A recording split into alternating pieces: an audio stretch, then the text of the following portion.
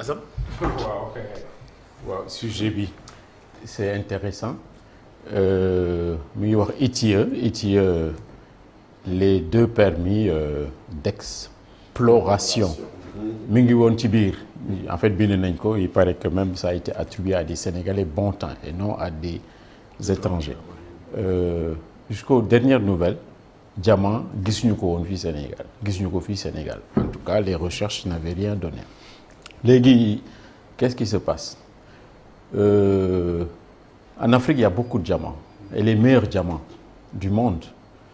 le premier producteur c'est la Russie mais la qualité vraiment c'est en Afrique et notamment en Afrique australe ay Botswana etc. léegi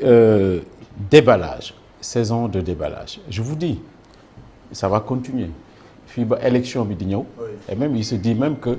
sur certains candidats il y aura d'autres déballages qui vont venir ah oui commencement là et concernant Maître Moussa moi vraiment j'ai honte parce que l'auteur de la conférence de presse c'est un ancien directeur général ça veut dire de la responsabilité de la discrétion etc. vous toogee en public di génne des documents confidentiels je me dis que c'est indigne venant de lui moo tax j'ai ajouté que il a été DG mi ngi viser candidature à la candidature ak tout ça man je me dis fu mu nekk nii il n'est même pas ministrable fu mu nekk nii parce que ce qu'il a fait c'est indigne. mais li mu def nii bu fekkee ne tey dafa am wala dafa amoon tey. mu leeral ko ci kanamu Sénégal yëpp. waroo jàpp ni loolu moom lu mu def noonu lu war la. en tant que doomi Sénégal bu leeral Sénégalais yi ci seen moomel. ba ma gisee le contenu des courriers là comme c'est mal ficelé mal écrit ak tout ça moi j'ai douté un peu de l'authenticité j'ai tout lu ak yu demee noonu quand un courrier vient de la présidence on écrit ay chers collaborateurs ak tout ça yooyu yëpp ces familiarités là je pense pas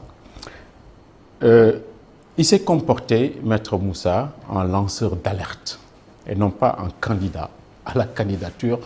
pour la présidence du Sénégal lanceur d'alerte c'est pas une fonction noble fu mu nekk nii lanceur d'alerte il y a tout et n'importe quoi dans ce qu'ils émettent il doit se comporter en candidat un candidat ce sont les idées ce sont les projets il doit être soucieux de son image etc. moo tax j'ai été extrêmement déçu et enfin venant de lui moom il a eu quand il était DG de Dakar Dem Dikk réquisitionné disant qu'il les avait loués les bus de Dakar Dem Dikk dans son meeting ici à Dakar loolu yàggul il a spolié l'autre jour je l'ai dit 2000 mètres carrés de Dakar Dem Dikk ex-Sotrac ak tout ça vendu à 600 millions à l'APR tout ça pour moi ce sont des fautes de gestion il ne devait pas faire ça maintenant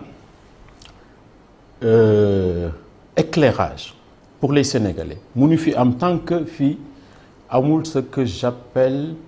une alternance dure bu amul alternance après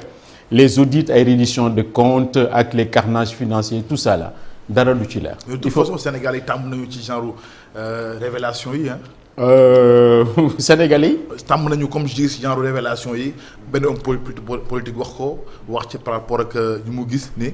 ay jalgati la wala faute de gestion wala mauvaise gestion ci digganteem ak état bu Sénégal. Ouais, mais bon boo koy wax aussi il faut des preuves extrêmement détaillées et puis aussi. yëpp ay recel de documents administratifs yëpp da ciy dugg maanaam ce sont des risques